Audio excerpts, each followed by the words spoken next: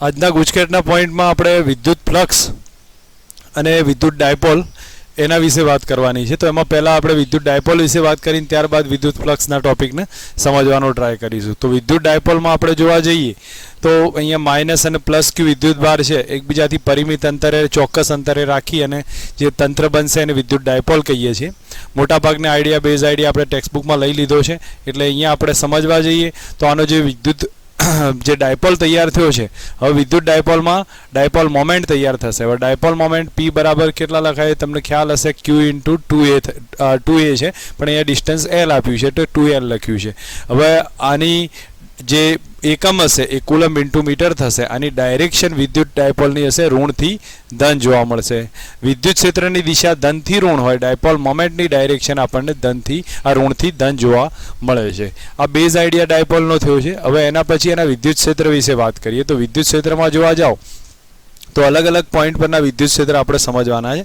તો એમાં જો એક્સિસ ઉપર એક્સ ઉપર મતલબ કે એની અક્ષ ઉપરનું વિદ્યુત ક્ષેત્ર ચેક કરીએ તો એને ઈ એક્સિસ વડે બતાવ્યું છે. એનું સૂત્ર થશે 2kp/r³. એનું ઇક્વેશન થાય 2kp/r³ થશે. ઇક્વેટર એટલે કે લંબ દ્વિભાજક છે એના ઉપરનું જે વિદ્યુત ક્ષેત્ર છે એ થશે -kp/r³ થશે. ડાયરેક્શન સાથે મેં બતાવ્યું છે. અને કોઈ પણ પર્ટિક્યુલર પોઈન્ટ P હોય જેમાં ડાયપોલ મોમેન્ટ અહીંથી ઋણથી ધન આ ડાયરેક્શનમાં જાય છે અને એની સાથે કોઈ R આ ડાયરેક્શનમાં હોય ને એનો એંગલ થીટા બનતો હોય અને ત્યાં ઇલેક્ટ્રિક ફિલ્ડ હોય તો કયું થશે, kp/r³ √3 cos² θ +1 થશે. હવે tan આલ્ફા એટલે જે અહીંયા આપણને આલ્ફા મતલબ કે આ વિદ્યુત ક્ષેત્ર સાથે બનાવેલો ખૂણો થઈ જશે, જે આપણને આને આલ્ફા કહેવામાં આવે છે. અને આલ્ફા પ્લસ થીટા એટલે ટોટલ એંગલના આધારે રજૂ થયું. સમજો કે મૂળ ડાયરેક્શન સાથે બનાવેલો ખૂણો છે આલ્ફા છે, તો એને આપણે અહીંયા tan આલ્ફા બરાબર 1/2 tan થીટા વધારે ઉપયોગમાં નહીં આવે પણ ધ્યાન પર રાખવા જેવા આ બે પોઈન્ટ છે. હવે અહીંયા આપણે આના રિલેટેડ નાના મોટા ક્વેશ્ચન્સ બનતા હોય તો એ કઈ રીતે બનશે તો એની વાત કરું છું અહીંયા. તો સમજ રાખીએ કે જેમ કે ધારો કે આપણને એક્સિસ ઉપરનું ઇક્વેશન થશે -kp/r³ છે, સોરી 2kp/r³ છે. જ્યારે વિષુવરેખા ઉપરનું ઇક્વેશન થશે જેને ઇક્વેટર કહીએ છીએ એનું થાય -kp/r³. હવે ડાયરેક્શન વાઇઝ આપણે સમજવા જઈએ તો -q અહીંયા +q થશે. તો વિદ્યુત ક્ષેત્રમાં ધનમાંથી નીકળશે અને આ પ્રમાણે થઈ ઋણમાં દાખલ થશે. દેટ મીન્સ ઇક્વેટર એટલે અક્ષ ઉપરનું વિદ્યુત ક્ષેત્ર આ ડાયરેક્શનમાં હશે. ડાયપોલ મોમેન્ટ P પણ આ ડાયરેક્શનમાં, અહીંયા પણ વિદ્યુત ક્ષેત્ર આ ડાયરેક્શનમાં. જ્યારે ઇક્વેટર પરની વાત થશે તો એમાં વિદ્યુત ક્ષેત્ર આ ડાયરેક્શનમાં જોવા મળશે. અહીંયા તમે જોઈ શકો છો આ પોઈન્ટ પર ફરીને પાછો આ ડાયરેક્શનમાં જ આવે છે. એટલે એક્સિસ ઉપર વિદ્યુત ક્ષેત્ર એક જ ડાયરેક્શનમાં હશે, જ્યારે વિષુવરેખા ઉપર એનાથી વિરુદ્ધ દિશામાં જોવા મળશે. સેકન્ડ કોન્સેપ્ટ અહીંયા એવા પૂછાય છે કે સમજો વિદ્યુત ભાર છે એ જો બમણો કરવામાં આવે તો વિદ્યુત ક્ષેત્ર છે એ વિદ્યુત ભારના સમપ્રમાણમાં છે, તો વિદ્યુત ક્ષેત્ર એ બમણું થઈ જશે. પછી ધારો કે અંતર છે એ બમણું કરવામાં આવે તો વિદ્યુત ક્ષેત્ર અહીંયા દેખાય છે અંતરના ઘનના વ્યસ્ત પ્રમાણમાં છે. તો એ ઉપરથી આપણે કહી શકીએ કે વિદ્યુત ક્ષેત્ર જે છે એ 8મા ભાગનું થશે. આ ટાઈપના નાના મોટા કોન્સેપ્ટ યુઝ થતા હોય છે અને પછી તમને ક્વેશ્ચન પૂછાતા હોય. ઘણીવાર એમ પૂછાશે કે અક્ષ ઉપર અને વિષુવરેખા પર, અક્ષ અને વિષુવરેખા બંને પર r અંતરે વિદ્યુત ક્ષેત્રનો ગુણોત્તર કેટલો? તો r અંતરે વિદ્યુત ક્ષેત્રનો ગુણોત્તર બંને ઉપર હોય તો આપણને ખ્યાલ હશે કે E axis by E equator. E એક્સિસનું ઇક્વેશન 2kp/r³, અહીંયા -kp/r³, દેટ મીન્સ -2 જેટલો આન્સર મળે. આ રિલેશન આ ટાઈપના નાના મોટા ક્વેશ્ચન ક્યાંક દેખાશે, તમે ઓબ્ઝર્વ કરશો આ ટાઈપની પેટર્નને તો આ ટાઈપે ગુજકેટમાં આ રીતના પૂછાતા જોવા મળશે. ઓકે, નેક્સ્ટ એના પછી અહીંયા સમજીએ કે ટોર્કની વાત આવશે. તો ટોર્કનું ડાયપોલને સમાન વિદ્યુત ક્ષેત્રમાં મૂકવામાં આવે તો એનું સૂત્ર થશે P×E અથવા PE sin θ. હવે એમાં પરિણામી ટોટલ ફોર્સ જોવા જઈએ તો એ 0 થઈ જશે. ડાયપોલ પર લાગતું પરિણામી બળ 0 થશે. આ એક કોન્સેપ્ટ થયો. ઓકે, બીજી એક વાત આમાં સમજવાની છે કે જો ધારો કે અસમાન ક્ષેત્ર હોય અને અસમાન ક્ષેત્રમાં ફોર્સ લાગશે અને ટોર્ક પણ લાગશે. જો સમાન ક્ષેત્ર હતું તો બળ 0 થઈ ગયું પણ ટોર્ક એની અંદર ઓબ્ઝર્વ થશે. હવે એની સાથે સાથે વાત કરીએ અસમાન વિદ્યુત ક્ષેત્ર હોય અને એની અંદર જે બળનું મૂલ્ય આવશે તો બળનું મૂલ્ય કેટલું થશે તો -P dp/dx sorry minus P into D upon DX cos theta. જો એક્સ અક્ષમાં હોય તો એક્સનું લખીશું, વાયનું હોય તો વાયમાં લખવાનું છે. બાકી આ પ્રમાણે ફોર્સ આપણને રિલેશન આવશે. આ સૂત્રનો આપણને ટેક્સ્ટબુકમાં એક એક્ઝામ્પલ પણ આપ્યો છે, તો એનાથી પણ પ્રેક્ટિસ માટે આપણે ધ્યાન રાખી શકીએ. ક્યારે આવશે? અસમાન હોય વિદ્યુત ક્ષેત્ર ત્યારે. એ કેવું હશે? અસમાન હશે. તો આ સિચ્યુએશન ડેવલપ થશે. હવે બંને એક ધ્યાન પર રાખી દેવાના છે. ઓકે, હવે એના પછીનો આગળ પોઈન્ટ જોઈએ. ઓકે, ત્યારબાદ હવે આગળ ચેક કરીએ તો કાર્યના ઇક્વેશન છે. ડાયપોલને જ્યારે સમાન વિદ્યુત ક્ષેત્રમાં સમથિંગ મૂકવામાં આવે તો એ કન્ડિશનમાં એને ફેરવવામાં આવશે θ1 થી θ2 માં, તો કાર્યનું સૂત્ર P cos θ1 માઇનસ cos θ2 થશે. હવે એના પછી સ્થિતિ ઉર્જાનું ઇક્વેશન માઇનસ PE cos θ થાય. આ બંને તમને ખ્યાલ હશે. હવે નેક્સ્ટ એના પછી આ જે પોઈન્ટ બતાવ્યો છે, તો આની અંદર આપણને ખ્યાલ હશે કે જ્યારે વિદ્યુત ક્ષેત્ર અને ડાયપોલ બે એક જ ડાયરેક્શનમાં હોય, θ0 હોય, તો θ0 હોય તો જ્યારે અહીંયા ટોર્કનું ઇક્વેશન લખીશું ટાઉ બરાબર PE sin θ થશે. હવે ટોર્ક θ0 sin 0 થશે, એના કારણે ટોર્ક PE થશે. તો આપણને ટોર્ક 0 થઈ જશે. ટોર્ક 0 આવ્યું અને સાથે આ જે સિચ્યુએશન છે એમાં કાર્યની વાત આવશે, તો કાર્ય કેટલું થશે? તો W P cos θ1 minus cos θ2. તો હવે તમે θ cos 0 બી 1 થઈ જશે. તમે જ્યાંથી 0 થી 0 નો એંગલ લેવાનો આવશે તો એ કન્ડિશનમાં કાર્ય એ 0 થશે અને જે સ્થિતિ ઉર્જા છે એ માઇનસ PE જેટલી થશે. તો આ વસ્તુ આપણા માટે જોવા જઈએ તો મેં તમને આગળ પણ પોઝિશન વાઇઝ ક્લિયર કરીને સમજાવ્યું હતું કે આ રીતની ત્રણ કન્ડિશન આપણને આપી છે. તો એક વખત બોલ અહીંયા પડેલો છે, એક અહીંયા પડ્યો છે અને એક આ સ્થિતિમાં છે. તો આ પહેલી સ્થિતિ છે એ આપણા માટે મિનિમમ એનર્જીવાળી સ્ટેબલ ઇક્વિલિબ્રિયમ કહી શકીએ, કારણ કે અહીંથી મૂકીએ તો પાછો અહીંયા આવી જાય, અહીંથી મૂકીએ તો પાછો અહીંયા જાય. જ્યારે આ બંને આ રીતની પોઝિશન હોય ત્યારે એને સ્ટેબલ ઇક્વિલિબ્રિયમ કહેવામાં આવશે. જ્યારે આ સ્થિતિ બનશે તો એને આપણે one type of unstable equilibrium કહીએ છીએ, પણ એ તટસ્થ અવસ્થા ગણી શકાય છે. હવે આમાં ટોર્ક મેક્સિમમ થશે એટલે PE જેટલું આવશે. સ્થિતિ ઉર્જામાં જુઓ તો અહીંયા θ0 પહેલાં લખીશું, આ કાર્યની અંદર વાત કરીએ તો PE cos 0 લખીશું અને અહીંયા cos 90 કરીશું. cos 90 0 થશે અને અહીંયા જ્યારે cos 0 લખીશું એ 1 થઈ જશે, દેટ મીન્સ PE આવશે. અને સ્થિતિ ઉર્જામાં જુઓ cos 90 કરીશું એટલે 0 મળશે. જ્યારે બે વિરુદ્ધ દિશામાં હોય ત્યારે આ અસ્થાયી કન્ડિશન આવશે. હવે અસ્થાયી સ્થિતિમાં શું હશે? 180 નો ખૂણો બને. ટોર્ક તો 0 થવાનું. કાર્યમાં જુઓ તો આ cos 0 1 થશે ને cos 180 માઇનસ માઇનસ પ્લસ 1 થાય, તો ડેટ મીન્સ 2 PE આવશે. અને જે સ્થિતિ ઉર્જા છે એ જોઈશું તો cos 180 minus 1 minus minus plus થશે, મહત્તમ ઉર્જા મળશે. ઓકે, નેક્સ્ટ એના પછી જોઈએ તો જ્યારે ડાયપોલને સમાન વિદ્યુત ક્ષેત્રમાં જ્યારે ગતિ કરાવવામાં આવે, દોલન મૂકી દેવામાં આવશે તો એ દોલન થશે. દોલનનો આવર્તકાળ થશે T બરાબર 2π√I/PE. જ્યાં તમે આઈની અલગ વેલ્યુ લખી શકો છો પછી આવૃત્તિ પૂછાય તમને તો 1/T ના આધારે ફાઇન્ડ કરી શકીએ છીએ. નેક્સ્ટ બીજો કોન્સેપ્ટ હશે જે મેં આગળ તમને વાત કરી હતી કે સમાન વિદ્યુત ક્ષેત્ર હોય તો બરાબર છે, પણ અસમાન વિદ્યુત ક્ષેત્રમાં ડાયપોલ મૂકીએ તો એની વખતે ટોર્કે 0 નથી થતું અને બળ પણ 0 નહીં થતું, બરાબર. પણ કોઈ વાર ટોર્ક 0 થઈ જાય છે, જેમ કે અહીંયા આપણે સમજો માઇનસ Q ચાર્જ અહીંયા રાખ્યો છે, પ્લસ Q ચાર્જ અહીંયા રાખ્યો છે, તો આ કન્ડિશન જ્યારે ડાયપોલની બને તો એ વખતે એના ઉપર ટોર્ક 0 હશે પણ બળ તો ક્યારેય 0 નહીં થાય. આ ધ્યાન રાખવા જેવો એક કોન્સેપ્ટ થશે. નેક્સ્ટ હવે એના પછી છે આ નીટ જી માટે એક ઇમ્પોર્ટન્ટ ટોપિક છે જેમની અંદર ડાયપોલની આ પ્રમાણની અલગ અલગ ગોઠવણી આપી હોય તો ફોર્સિસ અને સ્થિતિ ઉર્જા કેટલી છે, બાકી ગુજકેટ રિલેટેડ એટલું ઇમ્પોર્ટન્ટ નથી. ઓકે, ત્યારબાદ હવે ફ્લક્સની વાત કરીએ તો ફ્લક્સમાં જોવા જઈશું તો ફ્લક્સનું ઇક્વેશન તમને ખ્યાલ હશે phi બરાબર E બાર ડોટ A બાર, અથવા બીજા શબ્દોમાં E એ cos થીટા છે. ફ્લક્સ એક ગાણિતિક સંકલ્પના છે.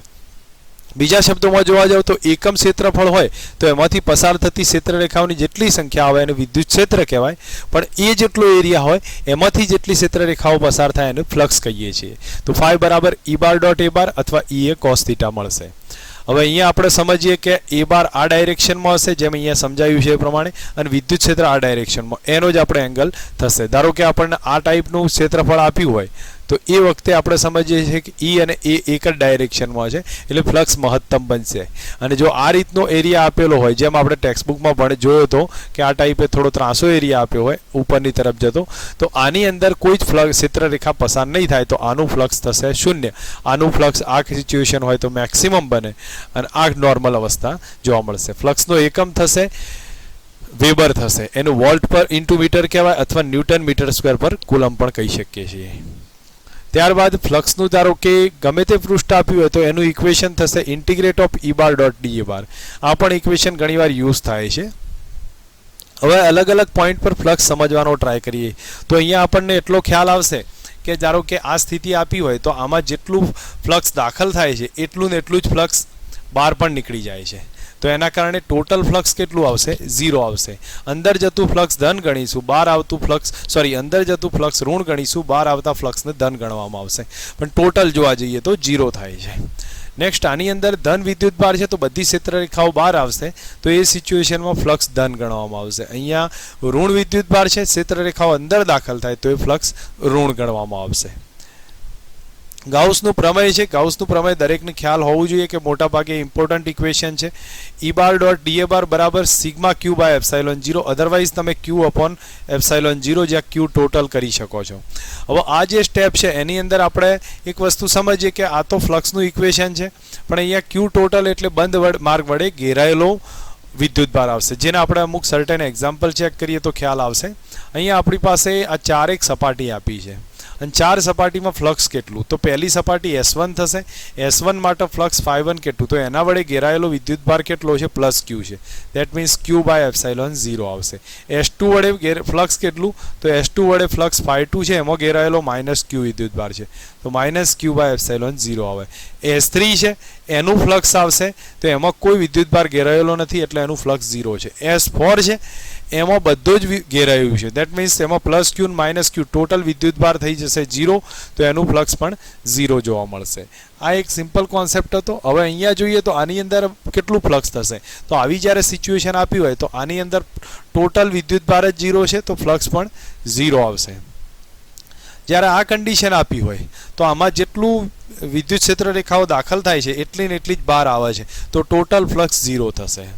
અહીંયા જો વિદ્યુત ક્ષેત્ર આ ડાયરેક્શનમાં હોય તો આપણે દાખલ થતું ફ્લક્સ અને બહાર આવતું ફ્લક્સ એ સરખું હશે. આપણા માટે મહત્વનો એરિયા આ થશે. તો ફાઈ બરાબર કેટલો આવે? E ઇન્ટુ એ. E ઇન્ટુ એ પણ એરિયા એ સ્ક્વેર છે એટલે આપણે E એ સ્ક્વેર. આ બાજુ પ્લસ લખીશું, આ બાજુ આવશે માઇનસ આવશે. દેટ મીન્સ ટોટલ ફ્લક્સ 0 થઈ જશે. અહીંયા જોવા જાવ તો આમાં કેટલું ફ્લક્સ બહાર આવે તો આપણા માટે આ એરિયા કાઉન્ટ કરવાની જરૂર નથી. આ જે સર્ક્યુલર જે મતલબ ગોળાકાર એરિયા છે એ ના કાઉન્ટ કરાય, જે લંબ હોય એ એરિયા કાઉન્ટ થશે. તો આ એરિયા આપણા માટે કાઉન્ટ થશે કારણ કે વિદ્યુત ક્ષેત્ર અને લંબ એરિયા. તો આનું જે ફ્લક્સ આવશે એ બહાર આવતું ફ્લક્સ છે આઉટસાઇડમાં એ ફ્લક્સ આવે E ઇન્ટુ એ. એ એટલે પાઈ આર સ્ક્વેર થાય. પણ જો ઇનસાઇડ દાખલ થતું ફ્લક્સ હશે એ જોવા જઈશું તો minus E into pi R square. અને ટોટલ ફ્લક્સ જોઈએ તો આઉટસાઇડ પ્લસ ઇનસાઇડ એ 0 થાય. ઓકે, અહીંયા સમજવા જઈએ તો આની અંદર તમે ઓબ્ઝર્વ કરી શકો છો, સમજો કે અહીંથી બધું જ વિદ્યુત મતલબ ક્ષેત્રરેખા બહાર આવે છે અને લંબ હોય એવું ક્ષેત્રફળ જોવા જાવ તો 4 પાઈ આર સ્ક્વેરનું અડધું એટલે 2 પાઈ આર સ્ક્વેર થાય. દેટ મીન્સ આ એરિયા થશે 2 પાઈ આર સ્ક્વેર. તો આનું જે ફ્લક્સ આવશે બહાર નીકળતું એ E ઇન્ટુ એના બદલે 2 પાઈ આર સ્ક્વેર કરી શકીએ છીએ. હવે અહીંયા આપણે સમજીએ કે આવી કોઈ ઘન આપ્યો હોય તો ઘનમાંથી આ ઘનના કેન્દ્ર ઉપર પ્લસ ક્યુ વિદ્યુતભાર છે તો ઘનમાંથી બહાર આવતું ફ્લક્સ કેટલું? તો બહાર આવતું ફ્લક્સ ક્યુ બાય એપ્સાઇલોન 0 આવશે. દરેક બાજુમાંથી બહાર આવતું ફ્લક્સ કેટલું? તો કેટલી બાજુઓ છે? 6 બાજુઓ. 6 વડે ભાગી નાખીએ તો ક્યુ બાય 6 એપ્સાઇલોન 0. જો કે કોર્નર ને એજનું કોઈ મહત્વ નથી, એને એવોઇડ કરી નાખીએ છીએ. નેક્સ્ટ અહીંયા ધારો કે આવી રીતે ફ્લક્સ વિદ્યુતભાર પડેલો હોય અને પછી ફ્લક્સ માગે તો એવું ને એવું જ એક બીજું સમઘન સામે મૂકી દો તો જોવા જાવ તો ટોટલ ફ્લક્સ કેટલું? આ બે સમઘનનું ભેગું થઈને ટોટલ ફ્લક્સ જોવા જઈએ તો એમાં અંદર ક્યુ વિદ્યુતભાર ગયેલો છે તો ક્યુ બાય એપ્સાઇલોન 0. દરેકના ભાગે કેટલું આવે? સિંગલના ભાગે જોવા જાવ તો ક્યુ બાય અડધું વહેંચી મારો તો ક્યુ બાય 2 એપ્સાઇલોન 0. દરેક બાજુના ભાગે કેટલું આવે? દરેક બાજુના ભાગે તો ક્યુ બાય 2 એપ્સાઇલોન 0 તો છે જ, પણ એવી કેટલી બાજુઓ ખુલ્લી છે? તો સમઘનની 6 બાજુ હોય પણ એક બાજુ આ દબાઈ ગયેલી છે તો એને આપણે અંદરવાળી નહીં ગણીએ તો ટોટલ 5 બાજુ થશે તો કેટલા થયા 1/5 થઈ જશે. દેટ મીન્સ આનો જે આન્સર હશે q/10 એપ્સિલોન 0 આવે. ઓકે, સેમ સિચ્યુએશન અહીંયા બતાવી છે. અહીંયા ધારો કે આના કોર્નર પર ચાર્જ પડ્યો હોય તો એ વખતે અહીંયા તમે સમજી શકો છો 1 આ 2 અહીંયા 3 ઉપર 4 5 6 7 અને નીચે આ બાજુનો 8 એમ 8 ગનની જરૂર પડે છે આને સંતાડવા માટે. જેમ નીચે 4 ઉપર 4 8 ગનની જરૂર પડશે. તો ટોટલ ફ્લક્સ જોવા જઈએ તો એ તો થશે q/ε0 પણ જે દરેકના ભાગે આવતો સિંગલ જોઈએ તો q/8 એપ્સિલોન 0 થાય. હવે દરેક એજના સાઈડના ભાગે કેટલો, બાજુના ભાગે કેટલો, તો આમાં કેટલી બાજુઓ દબાઈ ગઈ છે તો અહીંયા સમજીએ એક બાજુ આ ગઈ છે, એક બાજુ આ અંદર આવી ગઈ છે, એક પાછળની બાજુ આવી તો 1 2 પાછળની નીચેની 3 એમ જ ખુલ્લી રહેશે તો q/8 એપ્સિલોન 0 અને 1/3 દેટ મીન્સ કેટલા થયા q/24 એપ્સિલોન 0 જેટલું ફ્લક્સ આવે દરેક બાજુના ભાગે આવશે. હવે અહીંયા આપણે સિમ્પલ એક ક્વેશ્ચન છે એમાં કહ્યું છે કે E બાર બરાબર અહીં કહ્યું છે કે વિદ્યુત ક્ષેત્ર E બાર બરાબર BXI caret plus YJ caret અને x² પ્લસ y² મુજબ આપીએ છીએ. હવે B અચળાંક છે એ અક્ષાંશના ઉગમ બિંદુ પર જેનું કેન્દ્ર હોય એવું r ત્રિજ્યાના ગોળા સાથે સંકળાયેલું ફ્લક્સ કેટલું. હવે આપણે ઓબ્ઝર્વ કરીએ આમાં કે આપણી પાસે આ r ત્રિજ્યાનો ગોળો આપ્યો છે. હવે આની સાથે સંકળાયેલું ફ્લક્સ કેટલું. તો જ્યારે ગોળો આપ્યો હોય તો ગોળાનો સ્થાન સદિશ આપણે પહેલાં તો એઝમ્પશન લઈએ છીએ. હવે જે સ્થાન ત્રિજ્યાનો સદિશ આવશે એ જ અહીંયા નાનું સૂક્ષ્મ ક્ષેત્રફળ DA ધારી લીધું છે. હવે DA ધાર્યું તો DA નો આ ડાયરેક્શન આવે તો DA બંને દિશા ત્રિજ્યાની દિશા સરખી છે તો DA બરાબર DA ઇન્ટુ r કેરેટ કહી શકીએ છીએ. હવે r કેરેટ આપણે જોવા જઈએ તો નોર્મલ રીતે શું લખી શકીએ તો અહીંયા હું લખું છું DA બરાબર DA તો એમના એમ રાખ્યું છે r કેરેટના બદલે xi cap plus yj cap plus zk cap લખો તો ઠીક, બાકી દ્વિપરિમાણમાં છે અને નીચે એનું મૂલ્ય r કેરેટ એટલે સદિશ ભાગ્યા સદિશનું મૂલ્ય r વડે બતાવી શકીએ. હવે ધારો કે આનું ટોટલ ફ્લક્સ જ્યારે પૂછાય તો integrate of E into DA આવે અને બી ડોટ ગુણાકારમાં. તો આમાં જ્યારે કિંમત લખીએ તો E ના બદલે લખું છું BXI cap plus yj cap અને નીચે x² plus y² dot DA બાર કાઢ નાખ્યા અને r કેપના બદલે લખું છું xi કેપ yj કેપ અને નીચે r થશે. દેટ મીન્સ આનું જ્યારે સોલ્યુશન લઈશું તો ફ્લક્સ બરાબર ચેક કરીએ તો ઇન્ટિગ્રેટમાં b x² પ્લસ y² થશે તો અહીંયા લખાય x² પ્લસ y², નીચે પણ x² પ્લસ y² આવે અને અહીંયા બાજુમાં DA અપોન r રહે that means b upon r રહેશે. આ કેન્સલ થઈ જશે તો phi બરાબર b અપોન a બહાર નીકળે ઇન્ટિગ્રેટમાં DA રહે અને DA એટલે કુલ એરિયા થઈ જશે તો ગોળાનો કુલ એરિયા કેટલો આવશે b અપોન r આવશે અને ગોળાનો એરિયા થાય 4πr². એક r કેન્સલ થઈ જાય આનો આન્સર 4πbr જેટલો આવે. આ પેટર્ન છે એક જાતની કે તમને ડિફરન્ટ ના લાગે આ ટાઈપના ક્વેશ્ચન સમજવા જોઈએ અને એ પરથી તમને ખ્યાલ આવશે. અહીંયા જે બતાવ્યું છે કે આમાં કેન્દ્ર પર q વિદ્યુતભાર મૂક્યો છે શેમાં ફ્લક્સ મહત્તમ તો ફ્લક્સનું ઇક્વેશન કયું છે ભાઈ q/ε0 તો દરેકમાં ફ્લક્સ કેવું રહેશે સરખું રહેશે એની એરિયા સાથે કોઈ લેવા દેવા નથી. આના સિવાય આપણે ટેક્સ્ટબુકની અંદર જે અમુક ક્વેશ્ચન આપ્યા છે જે ફ્લક્સના રિલેટેડ છે હું માનું ત્યાં સુધી એને ધ્યાનથી સમજવા બહુ જરૂરી પડશે કારણ કે નાના મોટા ક્વેશ્ચન્સ એમાંથી જ બનશે અને એ ટાઈપના ક્વેશ્ચન આપણને આવડવા જોઈએ. એમાં એક ઉદાહરણ 11 છે જે મેં તમને આપણે જે કોન્સેપ્ટ લિસ્ટમાં ક્લિયર કરીને સમજાવેલો છે તમને સ્વાધ્યાયના ઉદાહરણના બંને દાખલા તો એક વખત એને રિવાઇઝ કરી લેવું. એના પછી જે 12મો એક્ઝામ્પલ છે એ પણ ફ્લક્સના રિલેટેડ છે. ત્યારબાદ સ્વાધ્યાયની અંદર ચેક કરીએ તો 15મો એક્ઝામ્પલ 17મો 18 19 આ ટાઈપના જે ક્વેશ્ચન હશે અને 20 એવા જે ક્વેશ્ચન બન્યા છે આ બધા ફ્લક્સ રિલેટેડ ક્વેશ્ચન છે અને મેં તમને એ ગણાયેલા છે એટલા માટે એક વાત એનું ફરી એક વખત રિવિઝનમાં લઈ અને ચેકલિસ્ટમાં નોટ કરવાનો ટ્રાય રાખે જેથી કરીને શું થાય આ ટાઈપના ક્વેશ્ચન જ રિપીટ થશે એમાં કોઈ બીજું વધારે આવશે નહીં એટલે ગુજકેટ રિલેટેડ ક્વેશ્ચનમાં તમને ઇઝી કેલ્ક્યુલેશન કરી શકો.